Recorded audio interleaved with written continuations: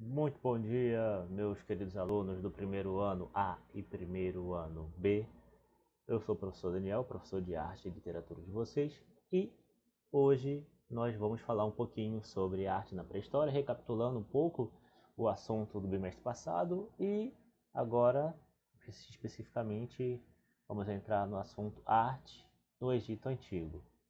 Então, eu preparei aqui umas imagens, né, que vai ser muito resumido e sintetizado para não cansar vocês e para, né, agilizar na nossa apresentação.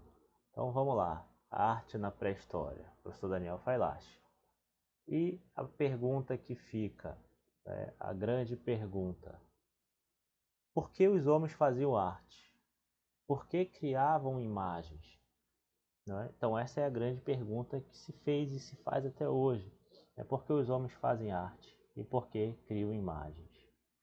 Há teorias que dizem que na antiguidade não, na pré-história, o homem fazia imagens, desenhava em cavernas e esculpia em pedra simplesmente com uma intenção de fazer mágica. Ele não tinha nenhuma intenção estética voltada para mostrar o que ele havia feito, e simplesmente uma intenção ritualística. Por quê? Porque, como a gente pode ver aqui, nós temos um bisão, e esse bisão pintado, ele simplesmente era pintado dentro de cavernas, cavernas escuras, lugares de difícil acesso. Então, só por isso já se diz que não havia intenção de expressar uma ideia, uma opinião ou belo. Eles simplesmente pintavam nas paredes como uma forma de capturar a alma desse animal para que quando fosse realmente quando houvesse a caça fosse bem sucedida, porque anteriormente dentro das cavernas, como no meio do ritual mágico, os caçadores já teriam capturado a alma do animal e quando fosse caçar realmente a caça seria uma caça fácil e já capturada, porque a alma já estava de posse deles. Então essa é a teoria mais aceita, por que que os homens faziam arte e por que que eles criavam imagens. Assim começou a arte, sem a intenção de se fazer arte. Até porque a gente sempre conversava, né? O que que é arte? A arte, hoje, né, para nós hoje, a arte é tudo que se faz com a intenção de ser arte. Então, se o artista fez e disse que é arte, então é arte. Quem sou eu? Quem me deu autoridade e o poder para determinar o que é e o que não é arte? Né? Essa prepotência e arrogância de muitos especialistas está caindo por terra, porque só quem pode dizer o que é arte é o próprio artista. Assim, não é? Eu simplesmente aprecio a obra, analiso, se eu gostar, tudo bem, se eu não gostar, tudo bem também, mas eu não posso e nem devo falar que aquilo não é arte simplesmente porque não me agradou, certo? E não utilizar a técnica do que eu gosto. Então, essa prepotência e arrogância está caindo por terra. Então, a arte é tudo que foi feito com a intenção de ser arte. Mas a arte rupestre, como a gente diz, ela não tinha intenção de ser arte.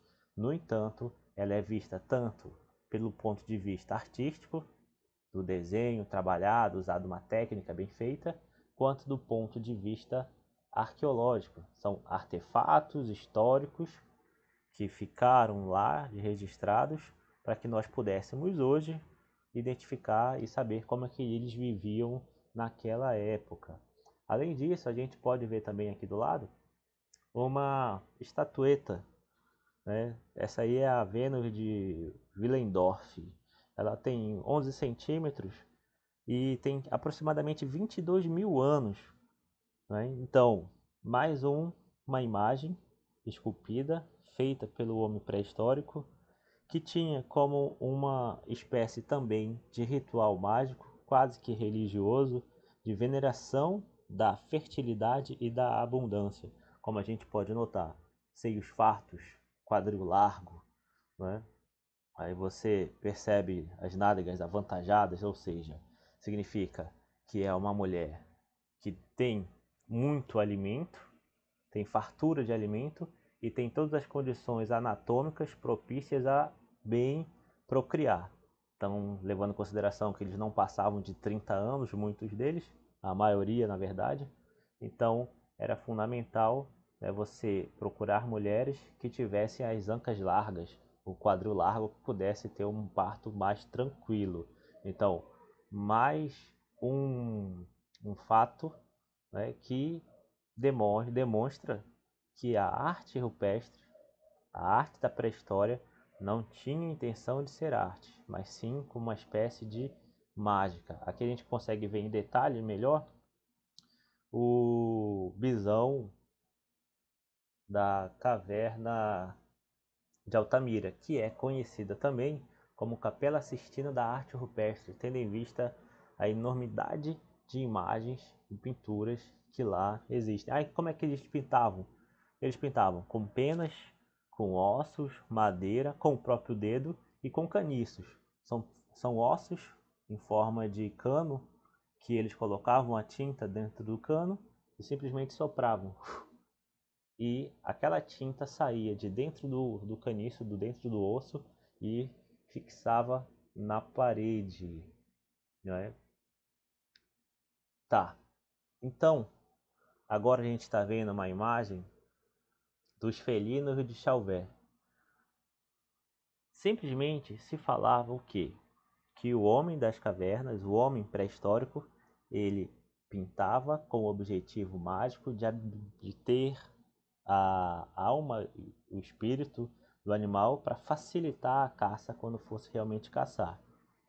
Só que aqui, nessa caverna de Chauvet, que fica na França,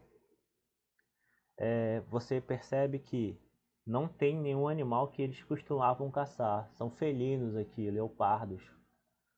E essa caverna ela foi descoberta em 1994. O interessante é que esses leopardos, esses felinos, não eram alimento deles. Então, eles não tinham, não é, a intenção de capturar a alma para caçar.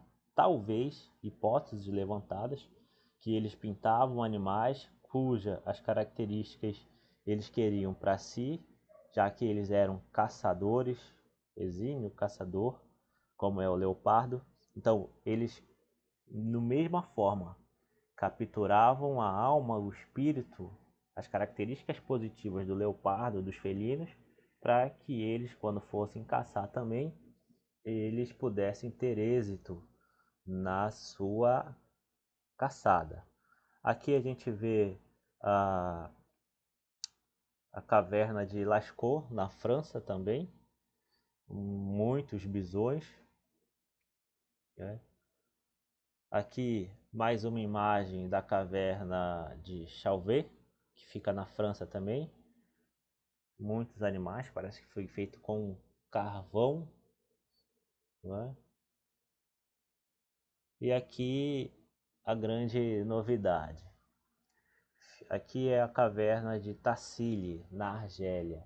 Lá nessa caverna, nesse parque arqueológico, tem mais de 15 mil pinturas. E muita especulação em cima dessas pinturas, tendo em vista que você pode perceber que são imagens um tanto quanto estranhas para nós, não é? E muitos dizem que são alienígenas que visitaram lá na Argélia, os habitantes de lá, e fizeram contato. E para registrar esse contato, os habitantes de Tassili simplesmente pintaram os alienígenas ou os visitantes. Aqui a gente vê mais uma imagem lá de Tassili, que também é muito intrigante. E aqui uma outra imagem, que se a gente for lembrar daquele, eram os homens, né? Os alienígenas, né? Eram homens, eles que trouxeram o homem para a Terra. Tem muita teoria aí, mas essa imagem é muito sugestiva realmente de alienígenas, não é? Só que nem só de pintura vivia o homem da caverna, ele também, né, esculpia. E aqui, como a gente viu naquela primeira imagem, a Vênus de Willendorf, nós podemos ver também várias outras estatuetas simbolizando a fertilidade, a fartura, a procriação perfeita nessas imagens aqui, né? Então, eram estatuetas como amuletos da fertilidade. Se houvesse estatuetas na comunidade, na tribo, então significava que haveria maior chance de fertilidade e abundância na própria tribo. E agora nós vamos diretamente para arte no Egito Antigo. Bom, não vou, como é que eu posso dizer, esmiuçar muito, né, a arte no Egito Antigo. Foi uma das primeiras civilizações a se formar, a dividir socialmente o trabalho, ter uma hierarquia social muito rígida, né, que essa hierarquia social ela foi transposta para todas as camadas da sociedade, tanto as camadas sociais quanto a visão de mundo daquela sociedade. Tem uma curiosidade muito interessante. Os faraós, eles acreditavam, né, a população egípcia acreditava que se eles morressem, eles teriam a vida novamente. Uns dizem já que eles voltariam para cá, para a terra, o espírito, a alma deles voltaria para a terra e encontrariam as mesmas condições em que eles deixaram.